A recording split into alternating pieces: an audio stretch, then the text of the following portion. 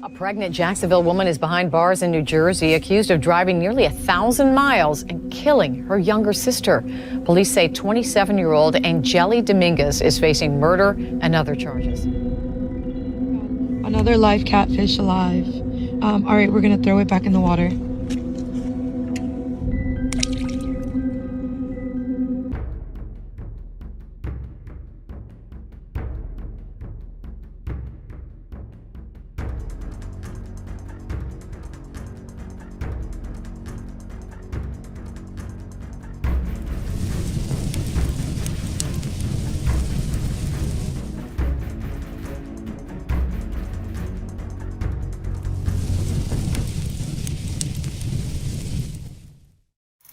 Hello, and welcome to another Crime Atlas upload. I hope everyone is safe and well. Today we are bringing you a compelling case that hasn't been covered much in the true crime space. It's a story that reminds us of how fragile life can be. 1 minute we're above ground, full of hope and ambitions, and in an instant, everything can change. Before we get into it, I want to kick things off with a huge thank you for the amazing response to last week's call to action. Our video on the Jennifer Rothwell story saw a 53% boost in views compared to our recent uploads, and it's all because of your engagement. Before I started this YouTube journey, I used to watch a ton of videos from channels like JCS and That Chapter. And one thing stood out: nearly every host asked viewers to like, comment, subscribe, or smash the notification bell, as they say. It made sense. Of course, they want their channels to grow. I never did the verbal call to action because my thought process was, just make the best content you know how, the rest should take care of itself. While that is true to some extent, I didn't fully appreciate how critical engagement is to the algorithm. I also failed to consider that a lot of viewers would be more than happy to take an action to support their favorite creators if you only take the time to explain how and why those simple efforts help. By taking those actions, you are directing the algorithm rather than the other way around. And you proved that last week, so thank you for being such an incredible community. So going forward, I will consistently ask folks to like, comment, subscribe, or I can't say smash, sorry, it's not me, or click on the notification bell if it's in your heart to do so. Okay, with that said, let's switch gears and move on to our story. Siblings. They usually grow up under the same roof, may share the same parents, and often navigate life side by side. Yet somehow they can end up on entirely different paths. Maybe you've seen it in your own family. One sibling may be the academic overachiever while another pours their heart into athletics, art, business, or something completely unexpected. Studies show that these differences come down to more than just upbringing. Genetics, personality, unique experiences, and other external factors can shape them. It's what makes family dynamics so captivating. Omelly and Omelly Dominguez couldn't have been more different, and those differences would ultimately lead to tragedy. By March 2022, the sisters were on vastly different paths. Omelly was a bright, ambitious young woman with a promising future ahead of her, driven by a desire to make a difference. Omelly, while also full of promise, was battling inner demons, her life unraveling in ways that friends and family struggled to comprehend. Their lives were about to intersect in the most painful way imaginable, setting off a chain of events that would leave an entire community shaken. Let's dive in.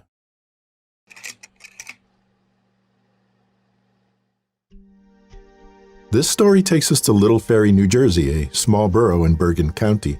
Known for its quiet streets and suburban charm, Little Ferry offers a peaceful retreat from the hustle and bustle of nearby New York City. You can find tree-lined neighborhoods, local eateries, and a strong sense of community pride, making it an inviting place to live and raise a family. Crime in Little Ferry is relatively low compared to the national average, and residents generally enjoy a feeling of safety and stability. But in the spring of 2022, this peaceful suburb was rocked by a horrifying event that would leave its residents stunned and heartbroken. Now to a story gaining national attention, and one we first told you about at 10 last night. A 21-year-old nursing student shot and killed by her pregnant sister. Tonight we hear from the suspect's fiance, who says he tried desperately to get the attention of police before it was too late.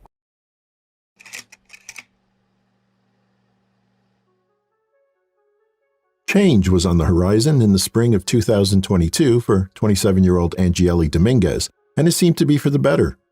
She had found love in Jacksonville, Florida, where she resided, and was engaged to be married. She was also 5 months pregnant, with her baby due in July. Angeli's life before pregnancy had been somewhat nomadic, with many addresses between New Jersey and Florida, a party girl lifestyle, a stint in college, and a lack of stable employment. While the future held the promise of marriage and motherhood, there were also troubling signs. On Friday, March 18, 2022, Angeli was transported to a local hospital for psychiatric evaluation under Florida's Baker Act. This law allows individuals to be detained involuntarily for up to 72 hours for mental health assessment if they are deemed a danger to themselves or others. Details are limited since medical records are not public, but according to police records, her fiancé requested a psychiatric intervention for her at a residence in Jacksonville. A doctor evaluated Angeli and reportedly deemed her stable enough to be discharged the following day. However, her release, coupled with unresolved anger toward her fiancé, only worsened an already fragile situation. 2 days later, on March 21st, Angeli's fiancé noticed his white Ford Mustang was missing and he could not contact Angeli. He was concerned as there were multiple firearms in the trunk, and based on GPS tracking of her cell phone, she was headed northbound on I-95. The following day, officers with the Little Ferry Police Department responded to a report of a stabbing at a home on Sand Hill Court.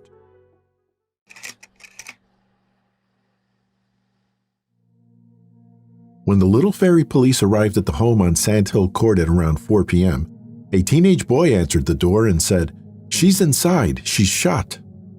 Upon entry, they discovered a young woman deceased with a gunshot wound to the head. She was identified as 21-year-old Omelly Dominguez. The suspect had already fled the scene. The boy, Omelly's younger brother, told police he had returned home from school that afternoon and overheard his sisters, Omelly and Angeli, talking in another room. According to him, the conversation became heated after Angeli asked Omelly for money to pay for a hotel room, and Omelly refused, allegedly stating, according to a neighbor, "I've given you enough money." Moments later, the boy heard what sounded like a gunshot. When he entered the living room, he found Omelly slumped over on the couch. In a surreal and chilling moment, he looked up to find Angeli staring directly at him. After a brief moment, she fled the house. Ring camera footage captured Angeli leaving the home with a weapon in hand, based on the affidavit. However, a slightly different version of events was reported by Omelly's mother in an article published by the Herald on April 5, 2022, authored by Liam Quinn. According to Ms. Dominguez, she was at work when Angeli arrived at the house unannounced. Angeli brought up staying at a hotel, but Ms. Dominguez told her she was at work and would address it later. Shortly after, Angeli retrieved a gun from her car and shot her sister. Ms. Dominguez stated, "At no point was this expected. There was no fight or battle or huge argument." Later that evening, New Jersey State Police apprehended Angeli in her fiancé's vehicle nearly 90 miles away from the crime scene. At the time of her arrest, police seized 5 firearms from the trunk of the car. Angeli was taken into custody and charged with murder, possession of a firearm for an unlawful purpose, and hindering her own apprehension. Now, before we delve into the tragic events of March 22nd, it's important to understand who these two women were, their personalities, ambitions, and the circumstances that shaped them. This glimpse into their backgrounds can offer vital context, even if only on a surface level.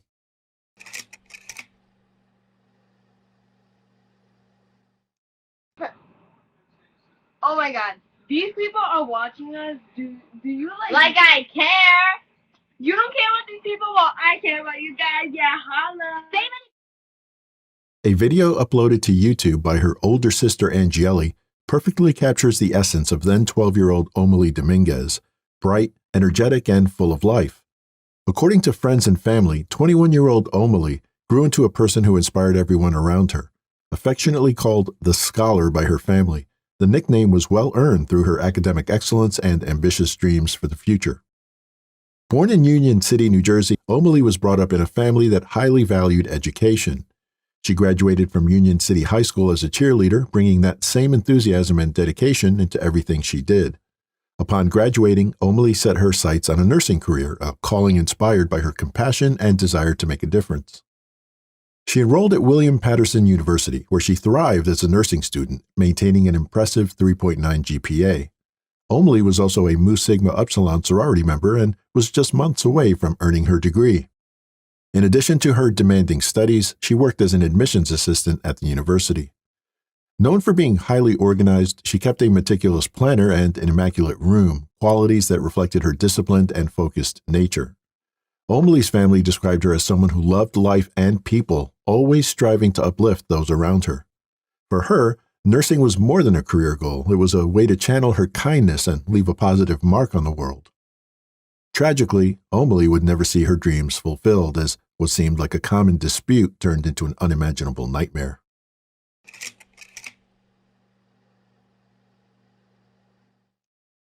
Was Gucci, motherfuckers? Look at this. Yo, so don't be acting like you're trying to be friends with someone, trying to pamper them and hear them out, and when really you're just being a hating asshole, mommy. Like, if you can't handle seeing me and like seeing this sexy body, listen, just don't talk to me. Omelly Dominguez was born in February 1995 and spent most of her life in New Jersey before settling in Jacksonville, Florida. Friends and family described her as someone who lived life with unapologetic energy. Like many millennials, Omelly was a prolific social media user, giving a sneak peek into what made her tick. It was apparent from her many posts that Omelly loved music, especially EDM and hip-hop. Also, she wasn't shy about her party girl side. She often posted about the concerts she attended, showing off bold outfits and the electric energy of the nightlife she thrived in. It was more than a hobby. She earned income as a dancer at nightclubs, raves, and other large events. She also had an OnlyFans account, though how involved she was with it remains unclear. But Omelly also had a soft, caring side that came through in her passion for the environment and her respect for all living things. Oh my God, another live catfish alive. All right, we're going to throw it back in the water.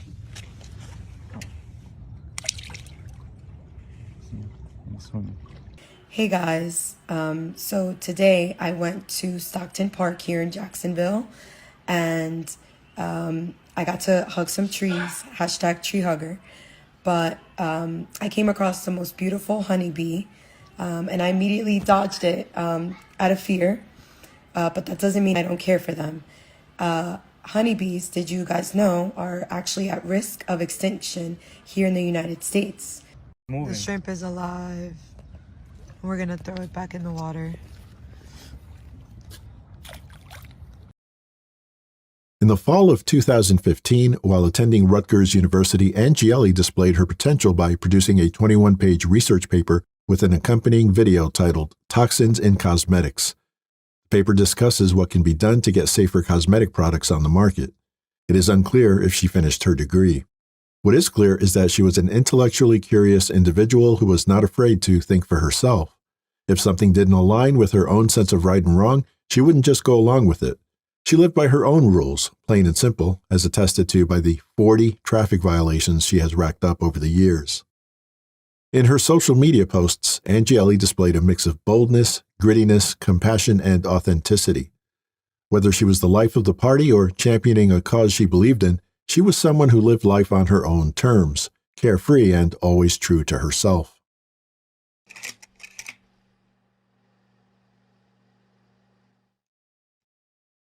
Following Omelly's tragic death, additional details surfaced about Omelly and the events leading up to her actions. On March 18th, an incident occurred at the home where she and her fiancé, Tony Miranda, resided. According to a police report, Tony called law enforcement out of concern for Omelly's behavior, stating that she posed a threat to herself. Tony informed officers that Omelly had been diagnosed with paranoid schizophrenia but was not taking her prescribed medication or seeking treatment due to her pregnancy. He noted she uses marijuana with a medical card. Over the past 6 months, her condition had worsened, marked by increasing verbal aggression and, at times, physical aggression toward him and his mother. Tony added that her behavior had led to prolonged unemployment and their eventual eviction from the Jacksonville home they shared with his mother. The officer who interacted with Omelly observed that her speech was disorganized, with incoherent sentence structure and a lack of logical flow in her statements. She was unable to correctly identify the day of the week, and her verbal responses were noted to be largely devoid of meaningful content. This is the incident in which the Baker Act was invoked. Immediately after her release, she was angry with Tony for having her hospitalized while pregnant. The day before the shooting, Tony contacted police in Jacksonville. He reported that his mentally unstable fiancée had stolen his white Ford Mustang and firearms and was headed to New Jersey. He spoke with a local news crew after. The day after 27-year-old Omelly Dominguez was arrested for shooting and killing her sister in New Jersey, her fiancé, Tony Miranda, explained to News4Jax reporter Vic Malucci that the murder could have been prevented. What did police tell you here in Jacksonville when you said, hey, she's got my car, she's got my guns? They told me because she's my girlfriend and you guys been together for 3 years roughly, and she is pregnant with your child, that it's not necessarily stealing the items because she could come back. I'm like, she's in South Carolina. A newly released dashcam video shows the interaction between Miranda and the officer. It happened last Monday here at the Staple Suites Motel on Jacksonville's west side. You the one that called? Yes, sir. What's going on? So, my girlfriend was Baker acted Friday. She was released Saturday. Today is now Monday. She flipped the script on me again. She stole the car and took off toward Jersey. Moments later, Miranda gives the officer a real-time location of the car that he is reporting stolen. The only thing I know is she's in South Carolina because the T-Mobile does the tracking, and she's driving 95 on in South Carolina to get... Going back to New Jersey? Then he tells the officer... there is firearms in the car because I'm a legal holder, but I just don't have my concealed carry. So at this point, the officer has been told that a mentally unstable woman has taken her fiancé's car without his permission, and she appears to be headed to New Jersey, where she is from, and the car has multiple firearms inside. We don't see the officer attempting to call authorities out of state, but we do hear the officer explain why he can't write up a stolen car report. Because you guys are in a relationship, it's kind of one of those things. Your stuff is her stuff is your stuff.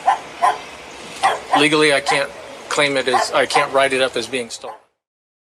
The Bayonne and Jacksonville police departments conducted internal investigations into their respective interactions with Tony Miranda.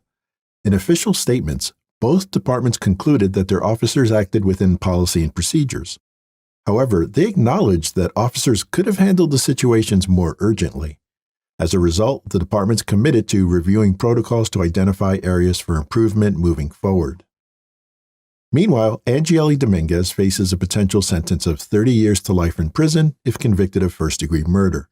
According to a published report, the defense proposed a plea agreement to the prosecution. Under the deal, Omelly would have pleaded guilty to the lesser charge of second-degree manslaughter with an 8-year prison term. However, the prosecution rejected the offer, opting to pursue the more serious charges in court. The Crime Atlas has been following this case closely for months. A final disposition conference, originally scheduled for Friday, January 17, 2025, was intended to determine whether the case could be resolved without going to trial. For those unfamiliar, a final disposition conference serves as the court's last opportunity to negotiate a plea deal or resolve any outstanding issues. If no agreement is reached and there are no valid reasons for further delays, the case proceeds to trial. But, to no surprise, a continuance was granted, postponing the hearing to February 25th. Court hearings can be delayed for many reasons, such as requests for additional time to review the case, scheduling conflicts, witness unavailability, or the appointment of new legal counsel. Since there's no guarantee the February date will not also be postponed, we've decided to release this video now. As always, we'll keep you updated with a community post once there is some resolution or the case heads to trial.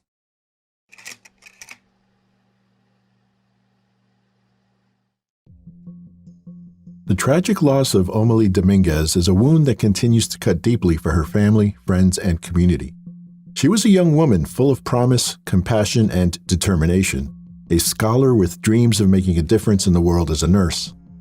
For those closest to her, the grief is compounded by the lingering question: why? What drove Omelly, her sister, to commit such a devastating act? Speculation can only go so far. The truth is, only Omelly knows the motive behind her actions. However, with a trial ahead and her future at stake, it's unlikely she will be forthright about her reasons, as doing so could risk further jeopardizing her defense. This leaves the family and community searching for answers they may never fully receive. And yet, even in the face of such heartbreak, there are moments that remind us of resilience and hope. Omelly's legacy lives on in the memories she created and the lives she touched. Her family's courage to speak out, to honor her dreams, and to continue advocating for mental health awareness ensures that her story is not defined by its tragic end, but by the light she brought to those around her. The case of Omelly Dominguez reminds us of life's fragility and the complexity of relationships, essential reasons to seek understanding, offer compassion, and support those struggling with mental health issues. After all, the empathy you show could be the very thing that prevents a situation from escalating out of control. What are your thoughts on this case? All things considered, what do you think should be the proper sentence for Omelly Dominguez? Feel free to share your thoughts below.